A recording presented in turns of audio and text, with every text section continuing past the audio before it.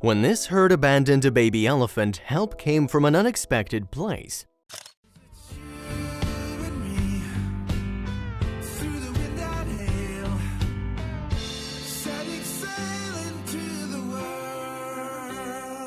But before we start, please take a moment to give this video a like, subscribe and hit the bell so you'll never miss these great stories. For an animal like a baby elephant, your herd is your family. If one of you falls behind, they all wait to ensure the safety of the individual and the pack. Sadly, sometimes a desperate situation happens that forces the herd to take action just to survive. Just like being abandoned by your family, this helpless baby elephant was abandoned by his herd one afternoon. Luckily, an unexpected savior came in to help this abandoned baby elephant and returned him safely to his herd. Find out who or what came to save this baby elephant. For this baby elephant, his day had started just like any other. He lived with his family on the Addo Wildlife Sanctuary in Africa. The herd had stopped at a natural pool to bathe and drink water. It was a perfect day. The baby elephant began to play when suddenly everything went wrong. Usually getting a little muddy pond is a good way to cool down in the African heat, but today he started to sink into the slippery banks of the pool, and when he tried to get out, he became stuck. No matter how much this baby elephant struggled, he couldn't free himself of the mud's grasp. As the herd prepared to keep moving, they realized there was a problem. As we've said, herds stick together, and this one was no different. The adult elephants attempted to push the young one free, but no matter how hard they tried, nothing helped. Zero progress was made. The baby elephant wasn't sinking any deeper, but he wasn't gaining any ground either. So far, only a few adult elephants had tried to free the baby. With no progress made, they started calling out the rest of the herd. Now, with all their power combined, surely they could save their young.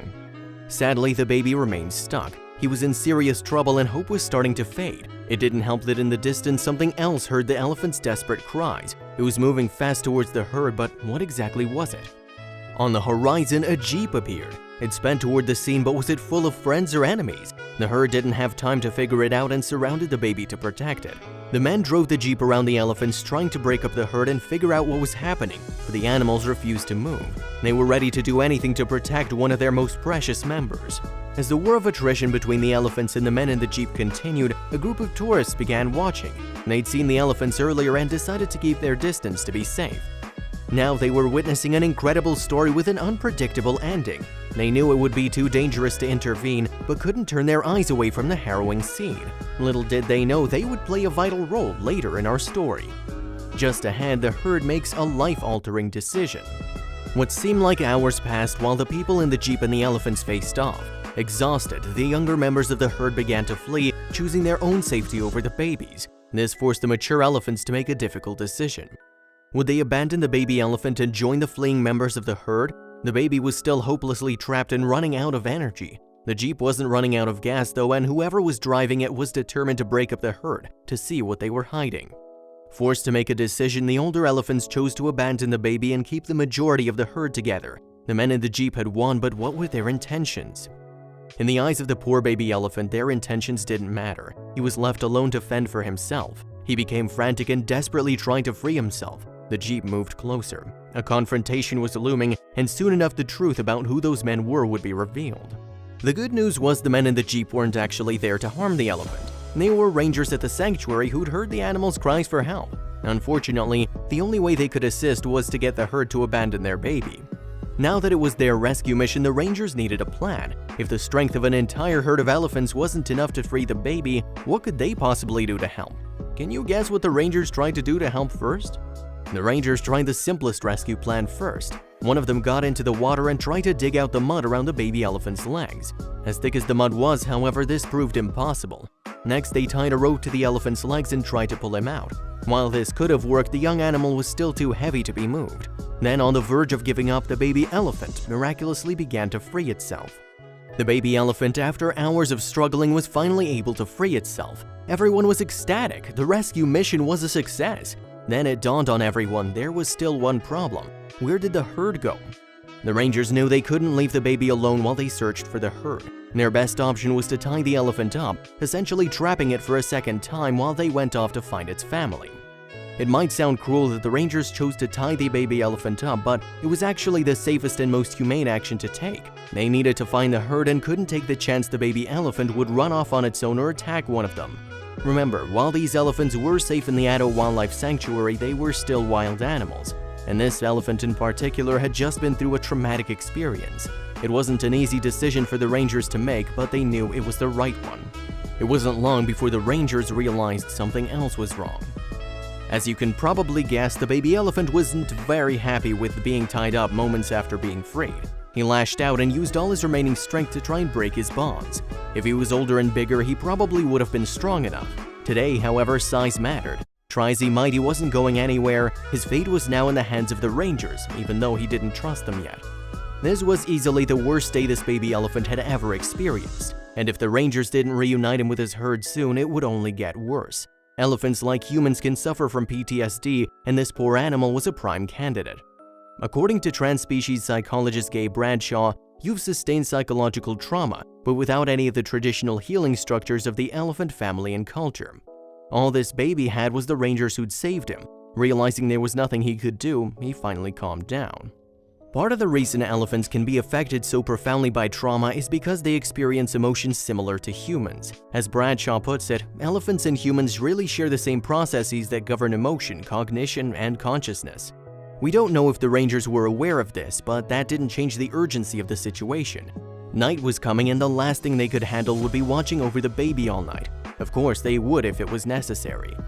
The next big step for the rangers in their reunion mission was to gain the baby elephant's trust. After so much time struggling in the African heat, they realized the baby was probably dehydrated. One of the rangers grabbed a mini pool and filled it with water. When it was close enough to the elephant, he reacted instantly. Without hesitation, the baby elephant's trunk was in the water and he was drinking with glee. For the moment, a truce had been reached between the rangers and the animal. Now hydrated, keep going to learn how the rangers finished their surprising rescue mission. With water at his disposal, the baby elephant was finally able to take care of himself. Not only did he drink until he was no longer thirsty, but he also sprayed himself cool and clean. The cold water on his back was the perfect way to fend off the heat of the sun. Now that his mood was better, one of the rangers was even able to get a closer look at him. It was vital to make sure this elephant was healthy after the stress-filled day. For the moment, everything seemed calm. The baby elephant was drinking, splashing, and bathing himself. The rangers were overwhelmed with relief, even if the job wasn't done. As the day continued to pass, they noticed that any time the baby elephant heard a noise, he looked around. The baby elephant might have been healthy, but it became clear he wasn't happy. He missed his family. Every noise could be them calling out for him. It's possible that even though the rangers ran them off, that they were still looking for him. Amazingly, the next sound the baby elephant heard was the one he'd been waiting for all day. His herd was calling for him. He once again tried to break free of the ropes that kept him trapped. The herd was close, but it still would have been too dangerous for the rangers to let the baby loose to find them himself. Soon, the baby elephant would be reunited with his family, leaving our story with a happiest ending. First, though, they still needed to find where the herd call was coming from. Remember how we told you there were tourists watching everything happen? They knew where the baby elephant's herd was and tipped the rangers off to their location. Turns out they were back near the watering hole, right where the whole misadventure began. With the location in mind, it was now up to the rangers to lead the baby back to its herd. Again, they wanted to keep it safe, and going along this journey with it was the only way to ensure that. With the baby elephant in tow, rangers led him to the location tourists hinted at. As soon as the youngster came close enough to see his herd, he called out to them and ran towards them. The herd reacted with the same excitement. For everyone involved, what had started as a disaster turned into a harrowing rescue mission and heartwarming reunion. For the rangers, it was just another day on the job. For the elephants, it was life-altering and unexpected kindness at its finest. Keep going to learn about a sick lioness that made a new friend. Sheila was one of the lions rescued by the U.S. Department of Agriculture in July 2009. A lot of the lions rescued that year were in poor shape, but Sheila's condition was particularly dire. She was severely underweight, frail, and weak. Her rescuers thought there wasn't much hope for her, but decided to take a chance and help her anyway. They wanted to at least give her an opportunity to pull through. Sheila was rescued from an entertainment center in Texas. Her job was to make her owner a lot of money by performing at high-profile parties and events. Sheila wasn't the only lion at this entertainment center, but she was the lion who'd worked and suffered the most. Sheila's caretaker was particularly cruel to his lions. Kihi, founder of InSync organization, explained, "When they're no longer useful to him, he throws them aside and stops taking care of them." Sadly for Sheila, she'd spent most of her life held in captivity in Texas. She'd been a working lioness since she was just a little cub. She'd started living as a pet and appearing in photo shoots, and then she began working in the entertainment industry. Sheila was a wild animal living a domestic, labor-intensive life, and it was taking a massive toll on her health and well-being. Sheila was suffering from a coordination problem and pretty soon couldn't even stand up on her own. Her rescuers understood her muscles were weak and it was causing her problems even while she was just walking around. She could hardly lift her head up to eat or get a drink of water. She'd completely lost her appetite and seemed like she was going to lose her will to live completely too. Unfortunately, Sheila's story isn't all that rare. Animals are stolen for entertainment purposes all the time. Famously, the documentary Blackfish exposed fishermen to steal baby whales from the ocean and sell them to places like SeaWorld for profit. Most of these animals aren't cared for properly and end up living short, tortured lifespans. Sheila's rescuers were hoping that she wouldn't suffer the same fate. Sheila was in such bad condition that the U.S. Department of Agriculture decided to hand her over to an animal social welfare organization known as InSync Exotics Wildlife Rescue and Education Center. This is an organization that specializes in sheltering stranded animals and nursing them back to health. The U.S. Department of Agriculture told InSync that if Sheila's condition didn't improve, they should strongly consider euthanizing her. It wasn't fair to allow Sheila to suffer more. Sheila was brought to InSync and started settling in. At first, she wasn't responding well to treatment, and even so, rescuers were determined to save Sheila's life. She wasn't able to eat food on her own, so the team would sit with her and hand feed her. The founder of InSync said, "For 2 weeks, I had to go in with Sheila and hand feed her." She added, "I take meatballs, balls, and literally stuff them down her throat." Even though the team at InSync was doing everything they could to help, it didn't look like she was improving much. Sheila's health seemed to be pretty much the same as it was when she arrived. One InSync member said she had very little muscle coordination and thus when she walked, her legs would slip out from under her. It was going to be a very slow road to recovery. The rescuers at InSync had experience working with wild animals in poor conditions before, but they had never seen a case quite like this. It was as though Sheila was refusing to get better, and they thought she'd given up completely. After days of weakness and lethargy, Sheila stopped moving altogether. She'd throw up whatever she ate and it seemed like her health was getting worse. This put the rescuers in a really tough position. The team at InSync was at a total loss. They were doing everything they could to help Sheila, but nothing seemed to be working. After a few weeks of tireless work, they decided to consider the USDA's advice of euthanizing this big cat. Sheila's life had become painful and difficult. The team had to face the fact that the most merciful thing to do was give Sheila a peaceful end to life. The team really didn't want to lose Sheila. She was a beautiful animal who'd spent most of her life in captivity. They wanted to give her a chance to enjoy the life she had left. Sheila wasn't like the other lions. Her fur was very blonde, which made her stand out from other big cats. Her blonde fur was probably the reason she was worth so much to her previous owner. Lionesses of this color are only found in Timbavati and South Africa. InSync was actually prepared to euthanize Sheila when some new information came to light. The InSync team had a revelation about this beautiful lion. They figured out that Sheila was suffering from a disease called toxoplasmosis, as well as a lack of vitamin A. This meant there were parasites in Sheila's blood. The disease can be fatal for members of the feline family.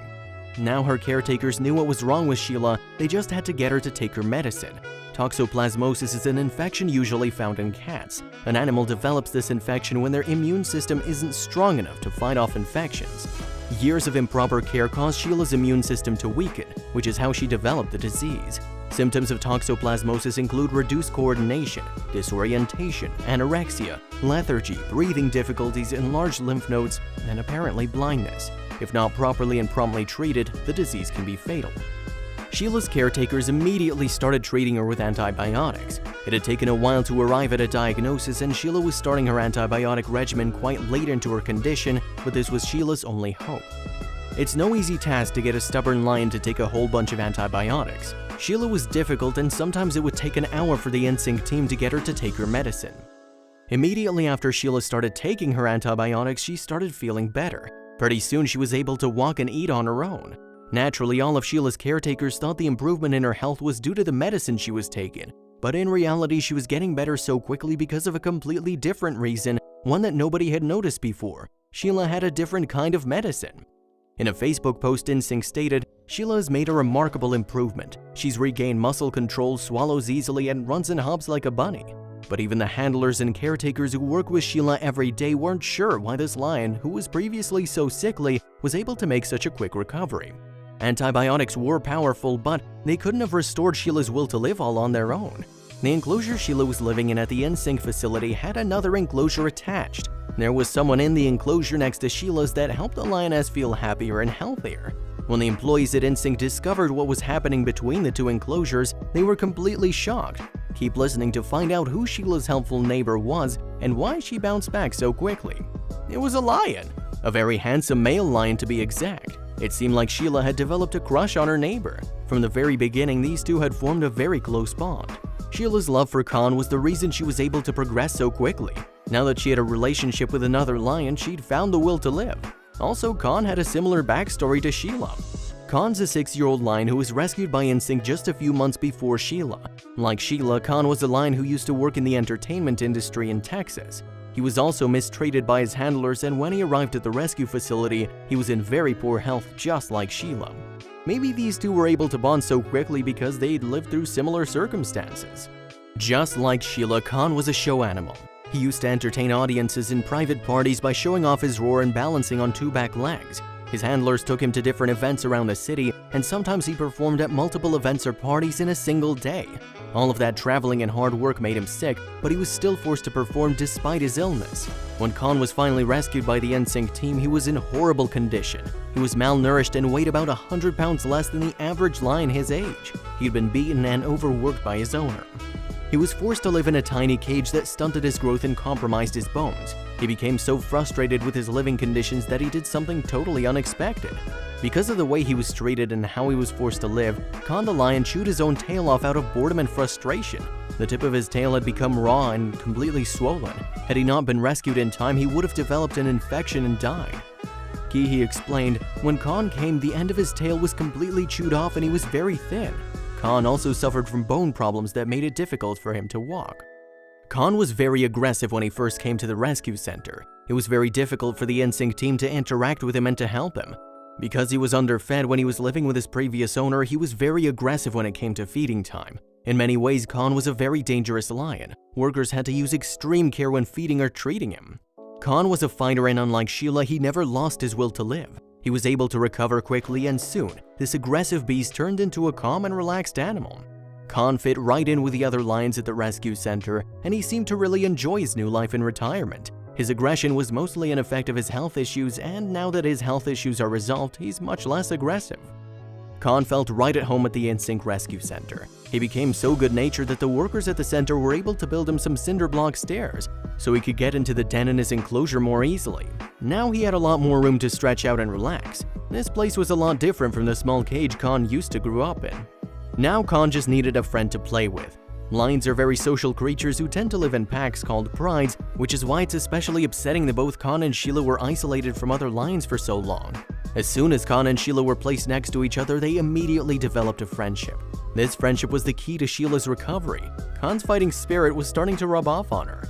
Both of these wild cats had gone through the same kind of tragedy. However, the situations of both were a little different. The Instinct founder explained it was easy to treat him and get him comfortable with his new surroundings. Sheila, on the other hand, was in very bad shape. Sheila was almost dead. Even though these lions had both been through a lot of trauma, their different personalities caused them to respond to it differently. Kihi opened up about the improving condition of both of them. As time went by, they both healed and grew into beautifully grown lions. She continued, in the meanwhile, we'd finished our new lion enclosure. The way it was designed would have Khan and Sheila living next door to each other. These two were taking the right step in their relationship. Who knows what the pairing could do? Khan and Sheila's friendship developed into something more than a friendship, and the two would spend a lot of time playing with each other. Kihi said, Sheila spent the next few months showing off for Khan, and Khan strutted his stuff for her. These two lions clearly had some kind of love for each other. That is, if you believe that lions can fall in love. Have you seen The Lion King? They definitely can. The workers at Instinct saw that these two lions were clearly affectionate towards each other. They decided to let them date and let them share an enclosure, but before they did that, they spayed Sheila so there were no happy accidents. We don't need any more lions born in captivity. The newlywed couple can't get enough of each other. Sheila's absolutely in love with her husband. She also enjoys playing with cardboard boxes and getting a lot of attention from her caretakers. Vicky's revealed that Khan is very possessive over his wife. He gets very jealous when other lions look at Sheila and does everything in his power to protect her. Keep listening to find out what Khan does when another lion approaches Sheila. Khan knows he's super lucky to have a wife as strong and beautiful as her. Khan likes to make sure she's safe at all times, and Vicky says, then Khan lets that guy know she belongs to him. He roars and sometimes charges at them. These two rescued animals make such a perfect couple. But what happened to the people who abused them? What are they doing now? The man who abused Sheila, Khan, and other animals is no longer entitled to keep big cats or wild animals. He lost his ability to keep lions, which in turn affected his business and how much money he's able to make. However, some animal rights activists thought that this man should receive a more severe penalty. They thought he should spend time in prison or at least be fined for what he did to these magnificent creatures. This story that started with animals in horrible conditions fortunately ended with some lion-sized love. Sheila was almost euthanized, but now she gets to live out the rest of her life with her beloved lion husband. This story makes us believe in happy endings, and it makes us want to do everything we can to make sure that no more lions are stolen from their natural homes and overworked for human entertainment.